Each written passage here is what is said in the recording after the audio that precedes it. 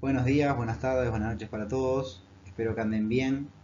Bueno, mi nombre es Matías Prado, para los que no me conocen. Soy docente de Imagenología Especializada 1 de la UTM. Y bueno, hoy vamos a hablar un poquito de procedimientos de biología en general. Ustedes ya han dado lo que es medio de contraste, siguiendo el cronograma de la unidad curricular.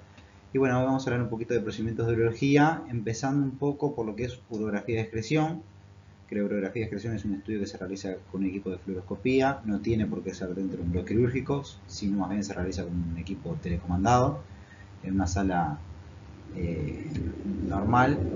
Y después sí vamos a pasar a lo que es procedimientos de bloque quirúrgico, donde vamos a hablar hoy de 4 procedimientos que llevan el apoyo de licenciado en imagenología para la realización de la cirugía.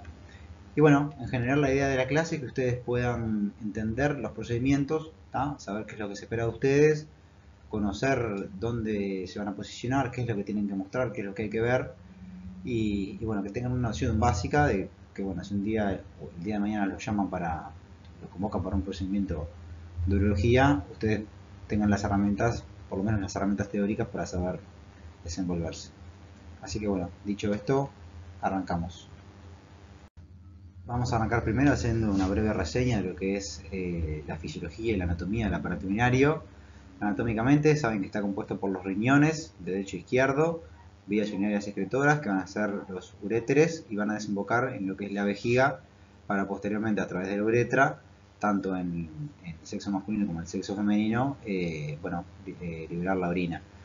¿De qué están encargados los riñones o el aparato urinario en general? Bueno, de realizar el balance hidrosalino y del equilibrio ácido-base, principalmente a través de lo que es el filtrado glomerular.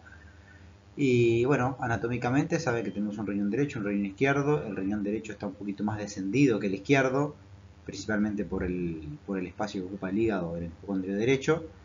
Y básicamente los órganos son similares en el hombre y la mujer. La única diferencia va a ser la longitud de la uretra, en cuanto a que tiene una mayor longitud en el hombre que en la mujer. ¿Tá? Los riñones son órganos retroperitoneales que se van a ubicar topográficamente entre lo que es la 12ª vértebra torácica y la tercera vértebra lumbar, como ya dijimos, un poquito más descendido el riñón derecho que el riñón izquierdo. Esta diapositiva les ilustra un poco lo que hablamos anteriormente. ¿Tá? Vamos a tener dentro de lo que es el aparato urinario dos riñones y a través de los uréteres van a desembocar ambos en la cara posterolateral de la vejiga para luego eliminar la orina a través de la uretra. Está muy similar en lo que es ambos sexos. La única diferencia es la longitud de la uretra en el hombre y en la mujer. Sigamos un poquito más al detalle en lo que es la pelvis renal, la corteza renal. Vamos a tener, realizando un corte coronal de lo que es el riñón, vamos a tener una corteza externa. Vamos a tener lo que es la médula renal, compuesta por las pirámides renales, aproximadamente entre 8 y 18 pirámides renales por médula. Las mismas van a desembocar en lo que son los cálices menores y luego van a pasar a formar los cálices mayores, para unirse a estos cálices mayores y formar lo que es la pelvis renal, la cual va a estar unida a lo que es el uréter para continuar el recorrido de la orina. Esto un poquito más, hablando un poquito más del detalle de lo que es la estructura del riñón, ¿verdad? En cuanto a la pelvis renal, podemos decir que dejan el hilio renal para convertirse en lo que son los uréteres. Van a tener una longitud de entre 28 y 34 centímetros. Evidentemente el derecho va a ser algo más corto que el izquierdo, ya que el riñón derecho está un poquito más descendido, y se van a ubicar por delante del músculo psoas-ilíaco y se van a medializar a la altura de lo que es la tercera vértebra lumbar, pasando por delante de las apófisis transversas de las vértebras lumbares, pasan por delante de la vasculatura ilíaca, es decir, arteria ilíaca y vena ilíaca, y van a desembocar en la cara posterolateral de la vejiga, haciéndose extraperitoneales. Y bueno, como habíamos dicho, los uréteres están encargados de transportar la orina desde los riñones hasta la vejiga, por medio de ondas peristálticas lentas y por fuerza de gravedad. Es importante esto, mencionar que es a través de ondas peristálticas, porque esto lo que nos va a marcar es que un uréter normal nunca lo vamos a poder ver como una línea continua, si administramos por ejemplo un medio de contraste. ¿Por qué? Porque todo el tiempo se están realizando estas ondas peristálticas para llevar la orina hacia la vejiga.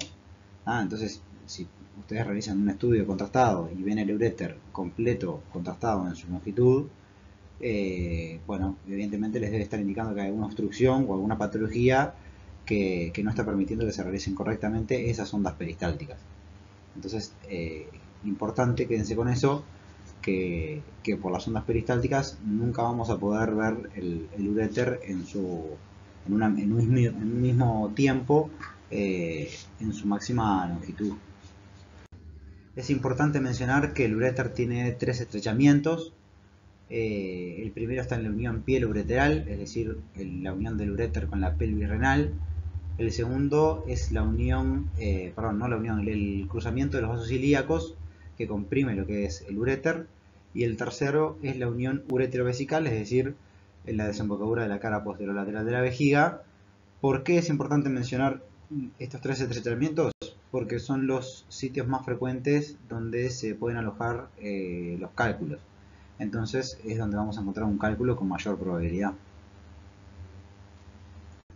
Bueno, esta imagen es simplemente para llevar un poco la anatomía topográfica, la anatomía radiológica, para que ustedes puedan ver una placa de aparato urinario simple de una urografía de excreción donde se administró contraste intravenoso y se esperó a la eliminación de este medio de contraste. Podemos ver como claramente lo que son los cálices menores, cálices mayores y la pelvis renal con el número 7, los uréteres izquierdo y derecho, el derecho un poquito más descendido, desembocando ambos en cara posterolateral de la vejiga y vejiga que bueno, ya tiene medio de contraste. Es importante destacar la utilidad de la placa de aparato urinario simple, ya que es una radiografía que brinda mucha información, en principio para evaluar cómo está la anatomía normal, para evidenciar algún posible cálculo que sea radiopaco, que lo podamos ver en la placa común. Y bueno, mencionar que es la primera placa o es la placa de inicio con la que se inicia la urografía de excreción. Hoy en día la urografía de excreción desplazada un poco por lo que es la tomografía computada, ya que hay una elevada disponibilidad y es un método bastante accesible hoy en día la tomografía en todo el país. Hoy en día ya no es tan frecuente la realización de este estudio de urografía de excreción. Pero bueno, es una placa que brinda mucha información, brinda información de la anatomía. Podemos ver claramente en la imagen acá de la derecha lo que es riñón derecho, la silueta, y la silueta del riñón izquierdo, el músculo psoas-ilíaco por delante. Y bueno, anatómicamente es una placa que brinda un primer panorama de cómo está la situación. Bueno, en cuanto a la urografía de excreción, es un estudio que se realiza administrando un medio de contraste de forma intravenosa. Es un estudio especializado que se realizaba con bastante frecuencia antiguamente, hoy en día un poco menos por lo que hablábamos recién acerca de la tomografía computada y su disponibilidad. Y consiste la urografía de excreción en analizar el sistema excretor mediante la concentración y eliminación de medio de contraste que se administra en el sistema circulatorio a través de una vena, generalmente a través de una vena del sistema antecubital, del antebrazo. Presenta unas ventajas desde el punto de vista diagnóstico, como la evaluación dinámica de la excreción, porque uno puede ir adquiriendo imágenes en diferentes tiempos para ver cómo se va dando ese dinamismo y esa excreción. Y administrativamente también presenta algunos beneficios, dado que tiene un costo relativamente bajo, no se precisa mucho software, mucho equipamiento para este procedimiento, sino que se puede ir haciendo con un equipo de fluoroscopía, o incluso se puede ir haciendo placa a placa esperando cierto tiempo, y se precisa una vía venosa periférica y la administración de medio de contraste. Entonces realmente no es un estudio que lleve una gran complejidad desde el punto de vista administrativo. Y bueno, es importante destacar que ha sido reemplazada de a poco por técnicas más avanzadas como la tomografía computada, donde bueno, es una técnica evidentemente que brinda mucha más información que la urografía de excreción. Bueno, la urografía de excreción tiene un montón de indicaciones patológicas, no es la idea de leerlas todas una por una, pero básicamente sirve para cualquier dato clínico asociado a enfermedad renal.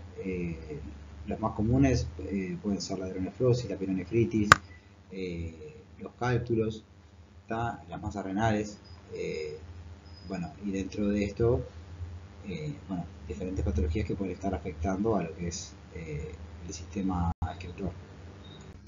Para la realización del estudio se van a solicitar algunas indicaciones previas. La primera importante es una dieta blanda los 3 días previos al estudio. Esto es específicamente para realizar una limpieza de colon y eliminar los gases para una mejor adquisición de las imágenes. El paciente debe acudir al estudio con ayuno de aproximadamente 8 horas y bueno, se le va a consultar al paciente si es alérgico o asmático a los medios de contraste, principalmente porque el medio de contraste va a ser administrado vía endovenosa y bueno, es necesario saber si el paciente presenta alguna alergia o algún factor de riesgo para una posible reacción adversa. Fundamental la buena hidratación del paciente previo y posterior al estudio debido a la utilización del medio de contraste. Y bueno, existen algunas contraindicaciones como la insuficiencia renal, la deshidratación, el embarazo o las alteraciones en la creatinina que bueno, no son motivo de suspensión del estudio porque siempre tiene que haber un médico que justifique o no la realización del estudio, cada caso es muy particular, pero sí son contraindicaciones para bueno, tomar algunas precauciones y en algunos casos evaluar si es realmente necesario la realización del estudio, por lo menos en ese momento particular. Bueno, esto es un equipo telecomandado, ustedes probablemente ya lo han visto, ya lo conocen. Es un equipo que permite realizar tanto radiografía como radioscopía. Es el más indicado para la realización de este tipo de estudios dinámicos porque podemos ir viendo la dinámica en vivo y a su vez adquirir las imágenes que nos interesan documentar. Es básicamente muy parecido a un equipo de rayos X, solo que tiene algunas funciones extras como la fluoroscopía. Y bueno, antiguamente se utilizaban mucho estos equipos para realizar todo tipo de estudios contrastados, ya sea digestivos, urológicos y demás. Bueno, la urografía de excreción se suele realizar con este tipo de equipos. Como les dije, hoy en día ha sido desplazado un poco por la tomografía, pero bueno, en algunos lugares donde no se cuenta con tomografía computada, les puede llegar a tocar realizar lo que es una urografía de excreción. Yendo a lo que es el procedimiento, bueno, previamente el paciente deberá firmar lo que es el consentimiento informado, explicándole, entendiendo cuáles son las ventajas y las desventajas del estudio, cuáles son los posibles beneficios y complicaciones que pueda tener el estudio. En realidad no es un estudio que tenga mayores complicaciones más allá de la alergia al medio de contraste y una posible reacción adversa. Antes de la inyección de contraste se le va a solicitar al paciente que orine para que la vejiga arranque vacía al momento de iniciar el estudio y luego se va a realizar la inyección intravenosa de medio de contraste, preferentemente, como les decía, en una vena antecubital y la referencia para que ustedes tengan de inyección, de volumen de inyección, es de entre 1 y 1,5 mililitros por kilogramo de peso. Es decir, si tenemos un paciente de 70 kilos, vamos a estar inyectando entre 70 y 100 mililitros de medio de contraste. Si el paciente tiene una sonda vesical, se pinza la sonda durante el procedimiento para retener el líquido hasta el momento que sea necesario eliminarlo.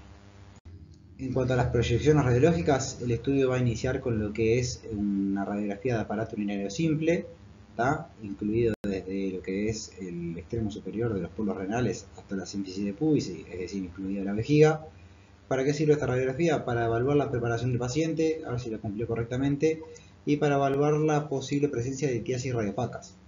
No todas las litiasis son radiopacas, pero sí un gran porcentaje las vamos a poder visualizar en la radiografía simple. Y bueno, todas las fases se van a realizar en decúbito supino, una proyección antero-posterior. En caso que se meriten posiciones en decúbito prono, oblicuas o Trendelenburg, bueno, se va a angular el rayo. Pero eso lo vamos a ir viendo ahora en los siguientes enfoques. La fase número 1 del estudio vamos a llamarla fase nefrográfica. Es una fase que se realiza a los 3 minutos de la inyección de contraste. Y bueno, es una radiografía en donde el riñón se va a ver opacificado con una leve sombra y vamos a poder visualizar lo que es la silueta renal y nos va a permitir evaluar principalmente la posición de los riñones, la ubicación de los riñones en el abdomen. Esto sería la fase 1, llamada fase nefrográfica, a los 3 minutos. Posteriormente tenemos una fase 2, denominada fase de excreción. Es una fase que se adquiere a los 5 o 6 minutos, donde la pelvis renal se empieza a llenar de contraste. Fíjense como la pelvis renal, los cálices menores y mayores se empieza a llenar de contraste y levemente empieza a eliminar el paciente. Fíjense que ya hay un poquito de contraste en lo que es la vejiga.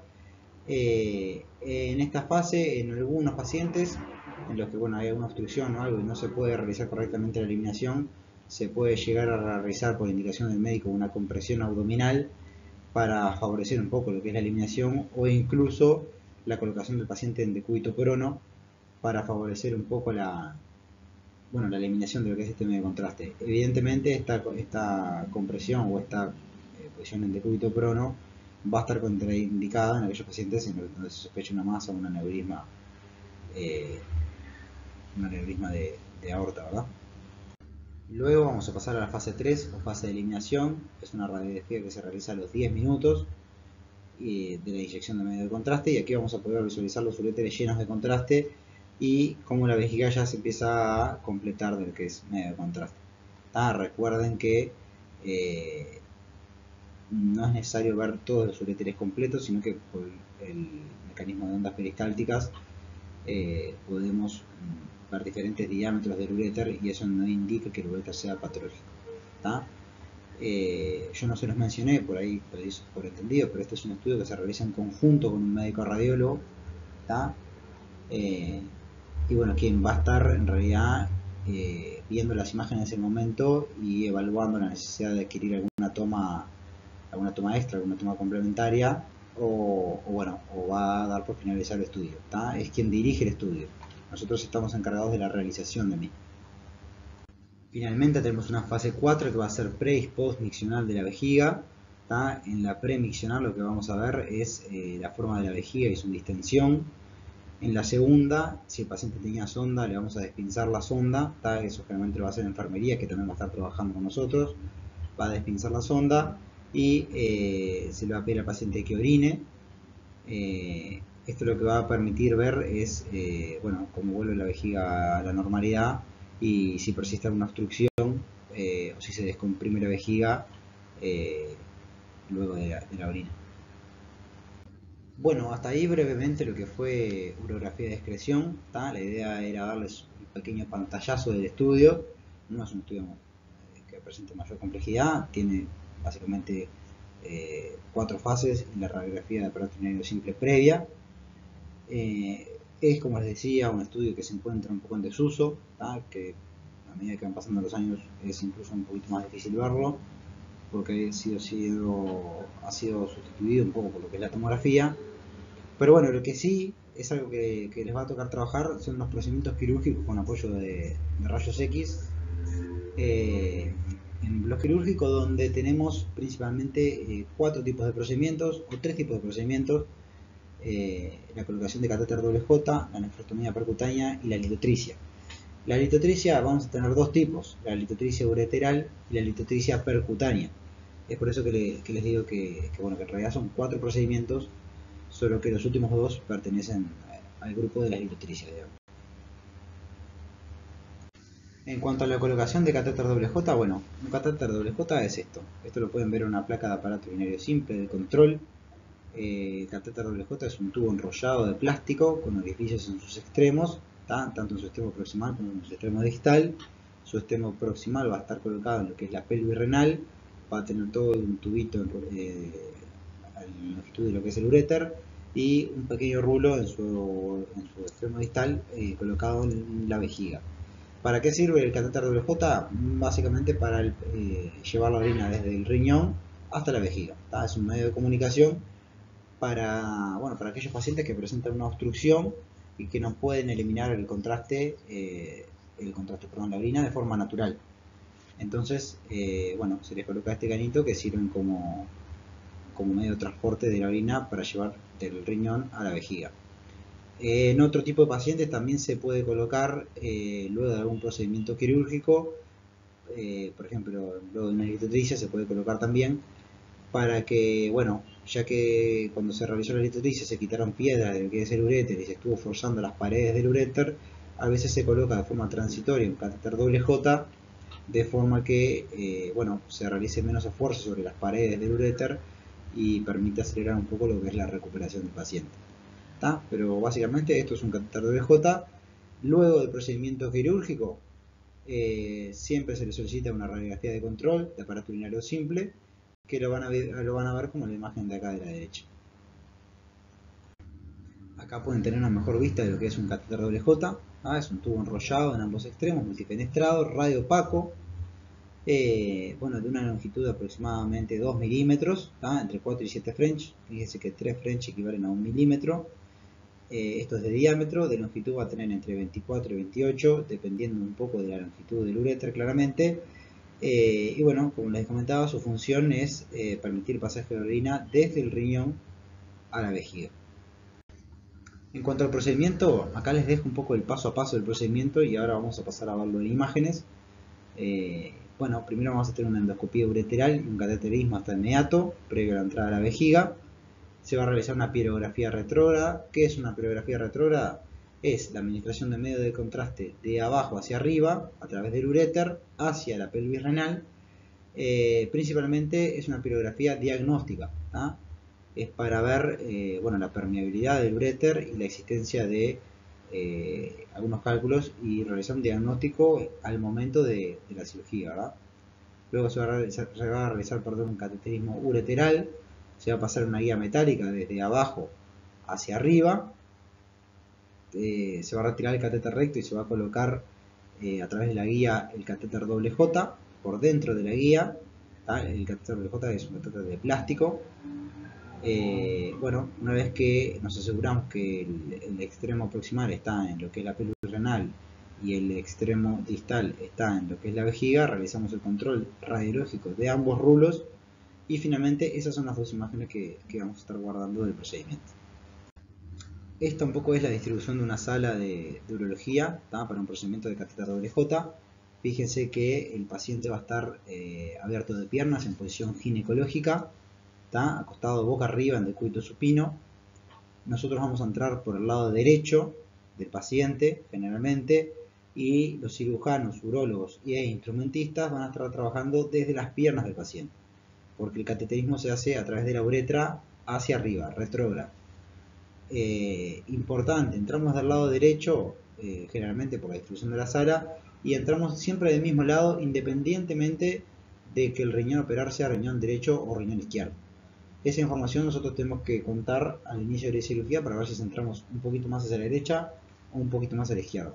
Pero no cambiamos el lugar de entrada, en función del riñón a operar. Siempre entramos por el mismo lado. Bueno, por otro lado lo que van a tener es un rack de ureteroscopía. En algunas salas un poquito más modernas hay monitores móviles en el techo. Y bueno, no existe tanto estos racks viejos, pero bueno, todavía los pueden encontrar en la vuelta, así que está bueno que los puedan ver un poco la foto. Acá les dejo bien claro cómo es la distribución de una sala de bloc. La idea es que ustedes acá bueno, sepan dónde se van a tener que posicionar, qué es lo que se va a esperar de ustedes. Fíjense que vamos a tener un paciente que va a estar acostado boca arriba en decúbito supino, cabeza a pies. A la cabeza del paciente atrás va a estar lo que es anestesia. Es un procedimiento que se realiza bajo una sedación consciente, anestesia general. Vamos a entrar nosotros por el lado derecho, cirujanos e instrumentistas desde los pies del paciente y a la izquierda del paciente el rack de urología. El monitor puede ir a veces al lado del rack o a veces al lado nuestro. Esto va a depender un poco de la distribución que tenga la sala. Esto por ahí no es tan estricto. No así el resto de los componentes que generalmente se mantienen en la mayoría de los casos. Importante, se los resalto, la entrada del arco es independiente del riñón en estudio para este tipo de procedimiento. Es un procedimiento que desde el punto de vista de imagen no tiene mayores dificultades. Sí, lo que les puede complicar un poco es el tema de la posición del paciente. Es importante que ustedes traten de estar temprano en la sala y que se puedan asegurar que el paciente esté sentado bien abajo, con la cola bien al borde de la mesa, porque si lo sientan más para arriba, sobre la base de la mesa hay generalmente estructuras radiopacas que les pueden estar tapando la visualización de los riñones y bueno, una vez después que el paciente está colocado y dormido es bastante difícil moverlo, así que es un poco su responsabilidad asegurarse que la posición del paciente sea la correcta. Y por otro lado, bueno, para este tipo de cirugías las salas no suelen ser grandes, las salas de uroquirúrgico, y a su vez hay unos cuantos obstáculos que pueden interferir un poco con nuestro trabajo, como por ejemplo los brazos del paciente, que tenemos que asegurarnos que estén estirados de forma perpendicular al eje principal del paciente. Vamos a tener las pierneras con las rodillas, que si tenemos que ir a ver la vejiga en intensificador va a tener que pasar por arriba, porque están flexionadas 90 grados. Vamos a tener la base de la mesa, el pie de la mesa y generalmente un tacho rojo para la caída de fluidos del paciente una vez que se está operando. Entonces, digamos, básicamente por este cuadradito que ven acá, ustedes van a tener que entrar y realizar toda la cirugía. Así que bueno, es importante que traten de estar en hora, que lo llamen con tiempo también obviamente, y bueno, que puedan proveerse de espacio para trabajar de manera cómoda. Esto es otro ejemplo de obstáculos que se pueden encontrar en bloque quirúrgico en sala de urología. Fíjense que acá tenemos brazo del paciente, un fierro que en realidad está sosteniendo el campo que tapa la cara del paciente, un portazuero del otro lado, abajo va a estar la piernera de la mesa. Fíjese que en este caso es lo mismo, piernera de la mesa, ruedas, acá tapado por la sábana azul hay un balde, está la pierna del paciente, flexionada a 90 grados, y además están estos fierritos que también salen de abajo de la mesa que pueden estar pegando con el tubo. Entonces, bueno, como les decía, la mayor complicación que pueden encontrarse en este procedimiento es la presencia de obstáculos que limiten un poco el movimiento, pero bueno, nada que llegando con tiempo y con buena comunicación no se pueda resolver. En cuanto al procedimiento, ya si vamos un poco al paso a paso, primero se va a hacer un cateterismo ureteral, ¿tá? Se va a pasar lo que es el catéter recto, y bueno, y ahí nosotros ya nos vamos a posicionar un poquito más a derecha o un poquito más a izquierda en función del riñón que sea, ¿no? Siempre ustedes antes de empezar la cirugía tienen que preguntarle al urólogo a ver cuál es el riñón que van a operar. Esa es la información con la que tienen que contar para realizar el procedimiento. Bueno, una vez que se logró la cateterización, se va a realizar una pilografía retrógrada, ¿tá? Es retrógrada porque es de abajo hacia arriba, donde se va a inyectar medio contraste iodado de hidrosoluble, y bueno, es básicamente un estudio diagnóstico para evaluar la permeabilidad del uréter y la existencia de litiasis, ya sea radiopacas o radiolucias. Las radiolucias las vamos a ver con un defecto de relleno en lo que es el medio de contraste, como signo de menisco se le llama, que lo vamos a ver por ejemplo acá. En la imagen de la derecha ven como hay algunos puntitos blancos que generan un defecto de relleno del medio de contraste. Bueno, esas son existencias de litiasis que se encuentran en lo que es la unión peroureteral. Posteriormente se va a colocar el catéter recto y se va a subir la guía metálica, que la guía metálica es esta guía fina, radiopaca, que acá ustedes lo que tienen que hacer es acompañar con fluoroscopía la subida de la guía con el cirujano, desde lo que es la vejiga hasta la pelvis renal. Esto todo lo hacemos con fluoroscopía continua, todo esto es dinámico, al igual que la pirografía retrógrada. Después en esta imagen lo que vamos a tener es el riñón y la guía metiéndose en lo que es la pelvis renal. Luego se va a posicionar la guía dentro de la pelvis renal, ahí vamos a controlarlo con fotos puntuales. Recuerden guardar lo que es el estudio de la fluorografía, recuerden que la fluoroscopía se tiene que guardar manual, no se guarda sola, a diferencia de la sustracción o de la imagen digital de alta dosis. La fluoroscopía la tienen que guardar manual ustedes, recuerden guardar la pirografía y después van a guardar los controles finales en lo que es este procedimiento. A partir de acá se va a realizar un cambio de catéter y bueno, les van a estar pidiendo puntualmente 1 o 2 disparos en el extremo de la pelvis renal para controlar que la guía no se baje y se mantenga en su posición. Posteriormente, a través de lo que es la guía metálica, se va a pasar el catéter doble J. Fíjense que acá pueden ver la estructura del catéter doble J, el tubo de plástico, pasando por dentro la guía metálica. Una vez que se ascendió el catéter doble J hasta la pelvis renal, se va a retirar la guía. Finalmente vamos a tener el catéter doble J desplegado y vamos a controlar ambos rulos, el rulo de la pelvis renal y el rulo de la vejiga. Estas dos imágenes hay que guardarlas porque es la documentación de la realización del procedimiento, la cual bueno, el cirujano posteriormente va a comparar con la placa de aparato urinario simple que le va a mandar a hacer de control luego cuando el paciente se encuentre en sala previa al alta.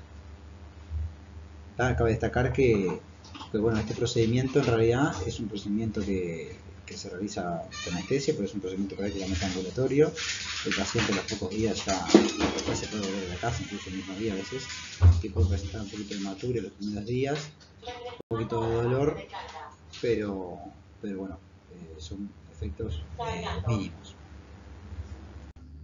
Bueno, ahora vamos a pasar al segundo procedimiento con apoyo a rayos X en bloque quirúrgico, que es la nefrostomía percutánea.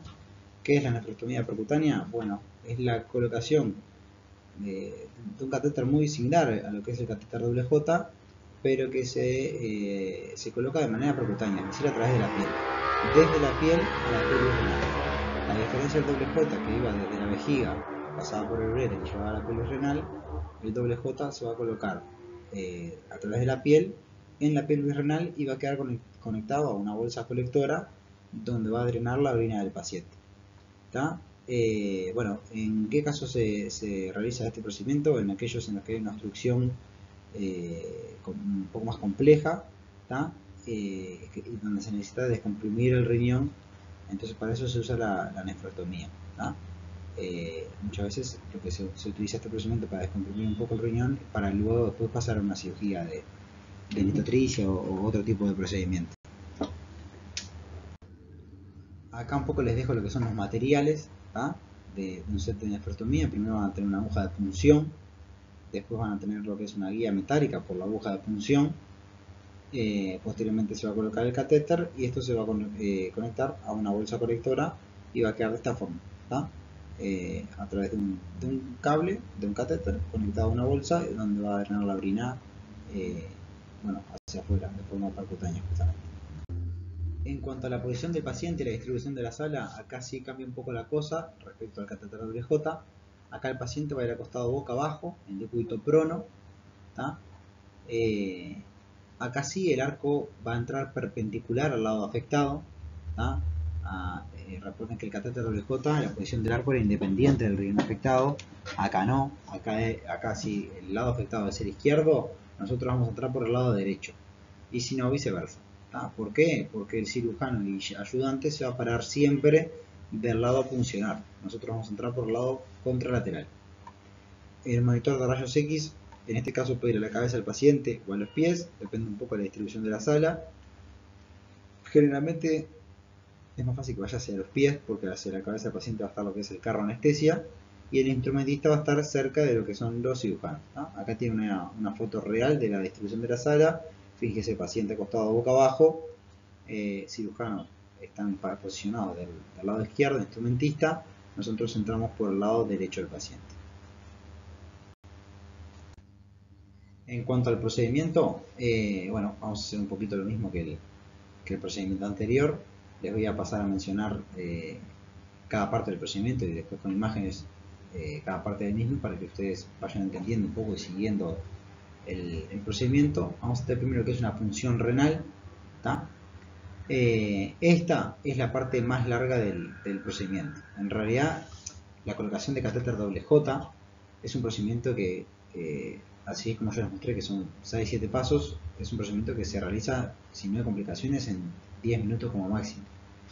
La nefrostomía percutánea suele demorar un poco más porque la punción renal de forma percutánea justamente es bastante compleja.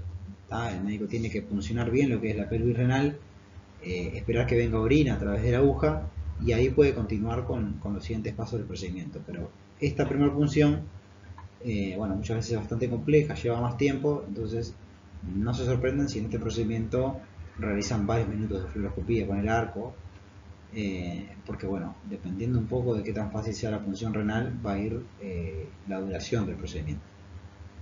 Luego que se pudo realizar la punción renal, se va a realizar una pirografía pero anterógrada esta vez. ¿Por qué? Porque la estamos haciendo de arriba hacia abajo, es decir, desde el pelvis renal hacia uréter. Luego se va a puncionar la cavidad renal, justamente lo que es la pelvis renal, y ahí sí, a través de la aguja se va a pasar la guía metálica, se va a dilatar el trayecto y se va a colocar la sonda de nefrostomía o catéter a través de la guía.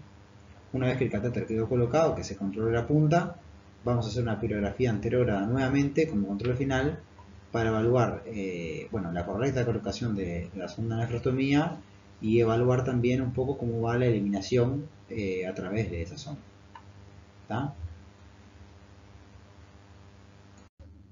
Desde el punto de vista radiológico, este es un procedimiento que incluso tiene por ahí menos complejidad que el catéter doble J, porque acá no vamos a tener que estar trabajando sobre el riñón, el uréter y la vejiga, sino que vamos a estar trabajando puntualmente en el riñón. Es decir, que ustedes una vez que encuentran la posición ideal del arco, van a estar trabajando siempre en el mismo lugar. Lo que van a tener que estar cambiando sí pueden ser herramientas de imagen, de software, demás, de colimado o filtros, pero no van a tener que estar realizando diferentes angulaciones o movimientos con el arco, porque van a estar trabajando en una posición localizada. En este primer paso lo que tenemos es una aguja con el extremo abierto en la punta, que una vez que el médico puede pinchar lo que es el riñón, va a venir hacia atrás la orina para indicarle que está en la ubicación correcta. Y acá lo que estamos viendo es la función de la aguja metálica en el riñón. Luego se va a realizar a través de la aguja la administración de medio de contraste, también hidrosoluble y iodado. Se va a funcionar y se va a administrar el medio de contraste para realizar una pirografía anterógrada. De esta forma, el médico se asegura que está en la ubicación correcta y que está dentro de lo que es el riñón. Posteriormente, a través de la aguja, se va a colocar lo que es la guía metálica. Acá en la imagen, en realidad, lo que están viendo son dos funciones. Una de la corteza renal y una de la pelvis renal. Hoy en día el recambio de catéter se hace siempre a través del mismo orificio de punción. Por lo menos eso es lo que yo he visto últimamente, lo que es lo más común. ¿Tá? Una vez que se funcionó el riñón, después se funciona, se va hasta la pelvis renal y se hace la colocación de la guía metálica a través del mismo sitio de función. ¿Tá? Pero estas imágenes son un poco ilustrativas para que ustedes entiendan el paso a paso del procedimiento y de qué es lo que hay que ir mostrando. ¿Tá? Entonces en este caso acá lo que tienen es la aguja gruesa, ¿tá? Con la guía metálica por adentro. Posteriormente se van a pasar lo que son los dilatadores, ¿tá? Que los dilatadores lo único que hacen es abrir el paso hacia del diámetro para que después luego pase el catéter que tiene un mayor diámetro que la guía. ¿Tá? Es un paso intermedio entre guía y catéter, ¿tá? Que se utiliza para varios tipos de procedimientos, también aplica para lo que es nefrotomía percutánea. Bueno, casi terminando con lo que es el procedimiento, luego a través de la guía se va a colocar el catéter de nefrostomía, ¿tá? o la sonda, y se va a retirar la guía. Importante tener en cuenta lo que muestra la imagen. Se encuentra la mano del cirujano en el momento que estamos adquiriendo la radiografía.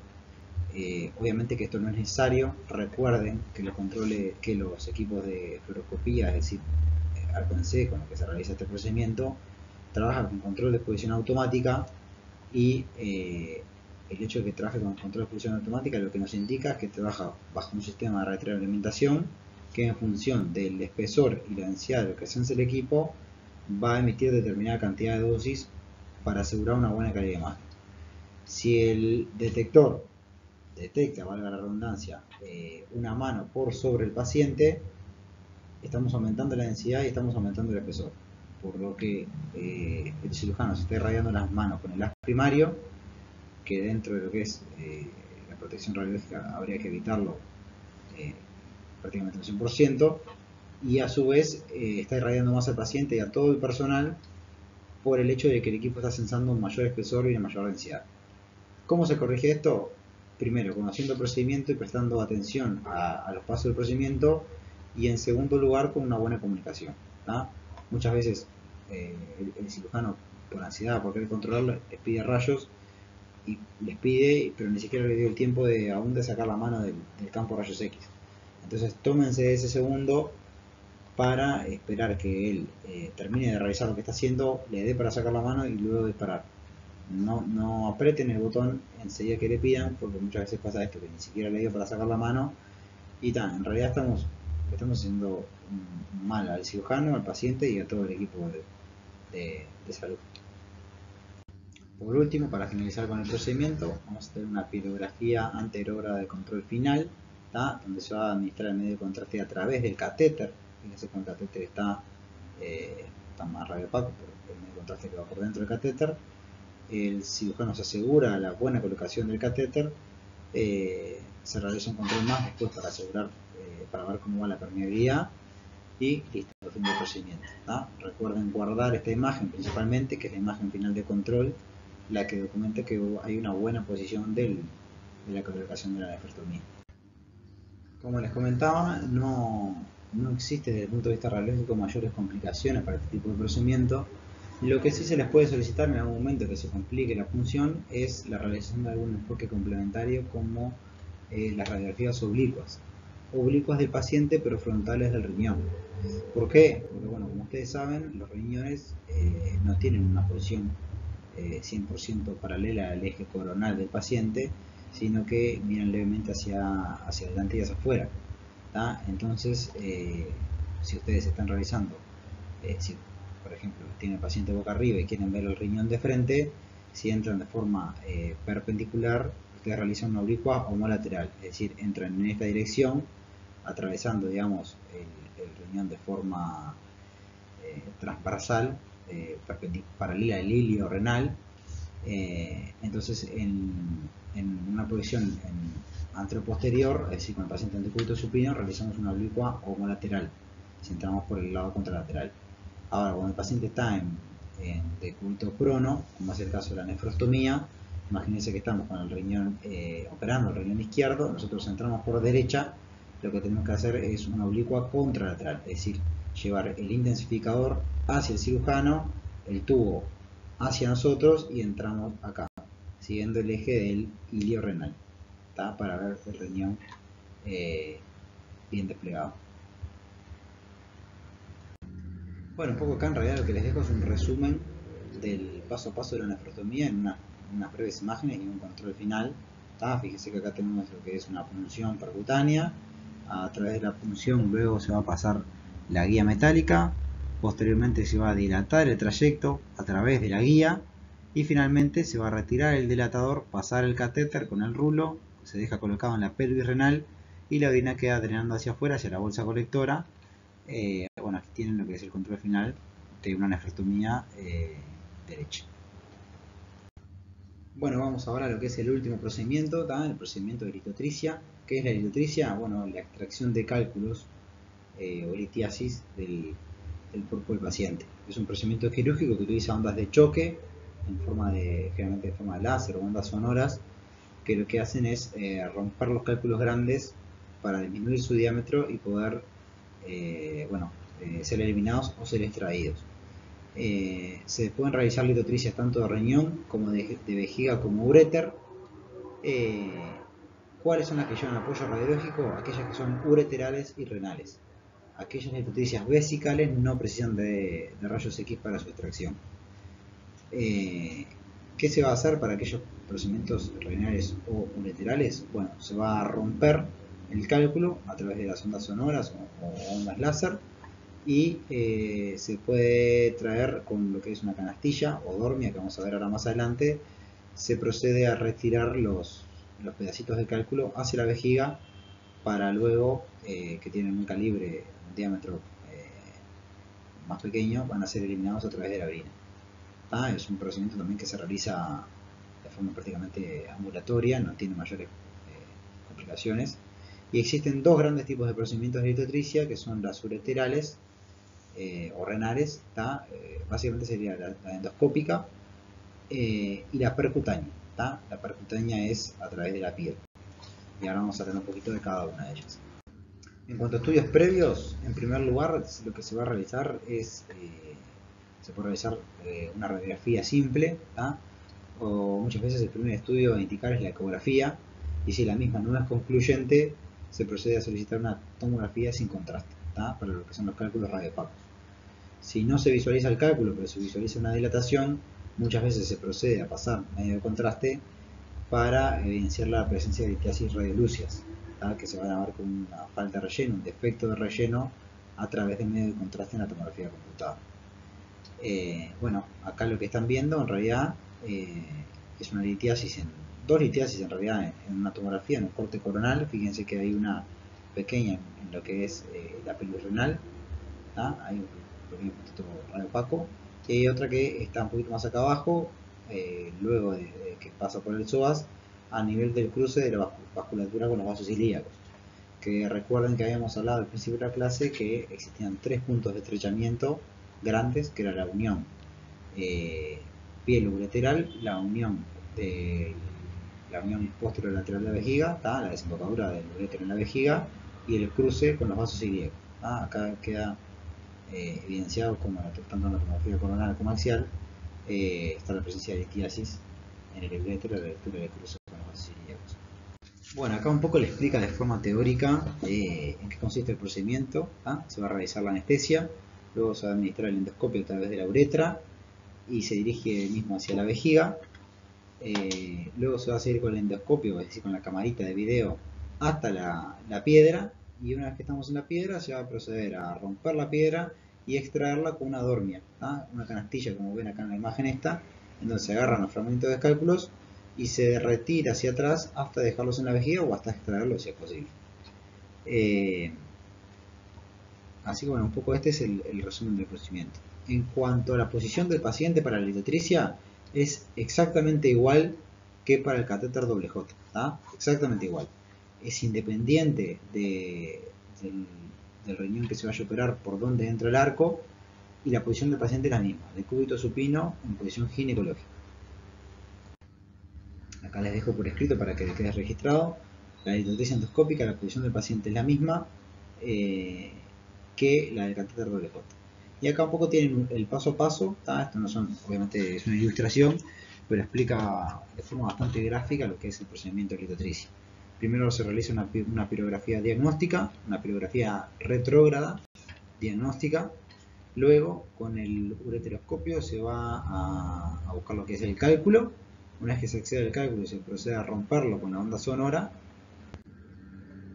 Luego, con las canastillas dormia, se retira estos cálculos que están ahí en la vuelta en el uréter para que no se vuelvan a juntar y puedan volver a taparlo. Se llevan hacia la vejiga o se extraen directamente. Finalmente se realiza una exploración final con el video y posiblemente también les puedan solicitar una pirografía final de control para evaluar la permeabilidad del uréter, de la pelvis renal y de los cálices, para asegurarse que no exista otra litiasis que no se haya visto con la cámara de video. Finalmente, lo que puede pasar también es que al paciente le dejen colocado un catéter doble J, entonces ya estarían metiendo como 2 procedimientos en el mismo, y esto se hace para alivianar un poco el esfuerzo que se realiza sobre las paredes del uréter y permitirle al paciente una recuperación más rápida, ya que se estuvieron rompiendo cálculos, deslizando con canastillas, catéteres y demás contra las paredes del uréter. Y para permitir una mejor recuperación se deja colocado de forma transitoria un catéter doble J para permitir un mejor drenaje y a los pocos días ya se retira. Finalmente vamos al último procedimiento, la litotricia percutánea o también nefrolitotomía percutánea, que es un procedimiento que se utiliza también para extraer cálculos que no se pueden eliminar por sí solos, que no se pueden eliminar mediante la litotricia ureteral o renal endoscópica que vimos anteriormente. Entonces lo que se usa es realizar de forma percutánea una punción, se accede con el ureteroscopio y se procede a arrojar los cálculos desde, de forma percutánea. Evidentemente es un procedimiento, este sí que es un poco más invasivo, porque hay que acceder a través de la piel. Y se realiza cuando los otros procedimientos que son un poco menos invasivos no son posibles, o cuando hay una gran obstrucción a nivel renal. La posición del paciente para este procedimiento va a ser en decúbito supino, levemente lateralizado, con el riñón a operar hacia arriba y el sano hacia abajo.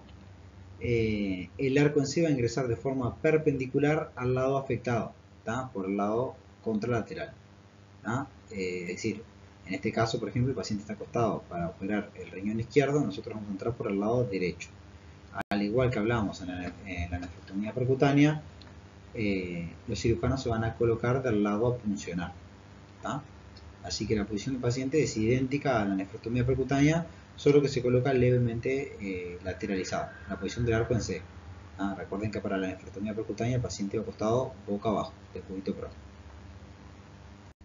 En cuanto a la litotricia percutánea, primero se va a colocar lo que es una sonda en la vejiga, Después se va a hacer una punción renal por aguja y una dilatación. Bueno, nuevamente este es un procedimiento que puede llevar bastante tiempo porque la punción renal suele ser bastante compleja. Una vez que se accede a la punción renal se va a colocar un nefroscopio, es decir, una cámara de video para ver lo que es la pelvis renal a través del video y evaluar la litiasis, como en este caso una litiasis obstruyendo todo lo que es la pelvis renal, una obstrucción completa. Posteriormente se va a fragmentar en pequeños fragmentos el cálculo grande y se va a tratar de extraer mediante la canastilla dormia esos cálculos que quedaron ahí en la vuelta, ¿verdad? Finalmente se va a hacer una pirografía anterógrada, ¿tá? Para otra vez evaluar la permeabilidad y ver la existencia de alguna litiasis residual que haya podido quedar. Y finalmente, bueno, se puede colocar un catéter de nefrostomía a través del mismo orificio por el que se realizó el procedimiento. Se deja colocar un catéter de nefrostomía percutáneo, también de forma transitoria, para, bueno, para aliviar un poco la presión sobre el riñón de forma transitoria por unos días hasta la recuperación del paciente.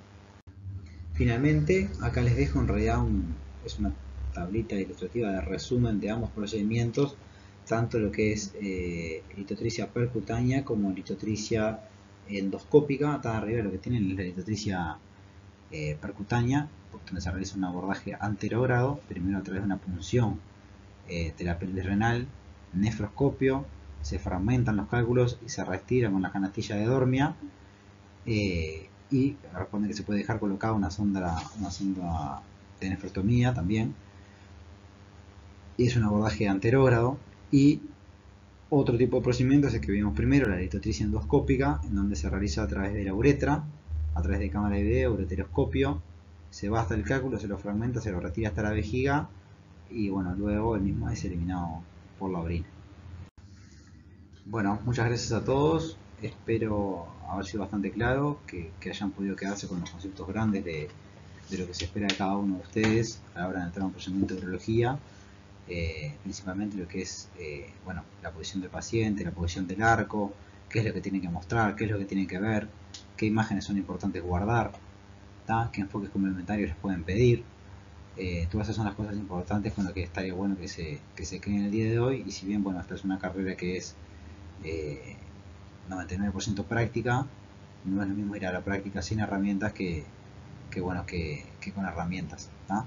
Así que bueno, quedamos a la orden para responder alguna duda que surja en EVA. Y bueno, fue una clase en realidad bastante cortita, pero bueno, como tienen la posibilidad de parar el video, de ir para atrás, seguir para adelante, espero que de esta forma, bueno, los ayude a estudiar y les quede todo bastante claro.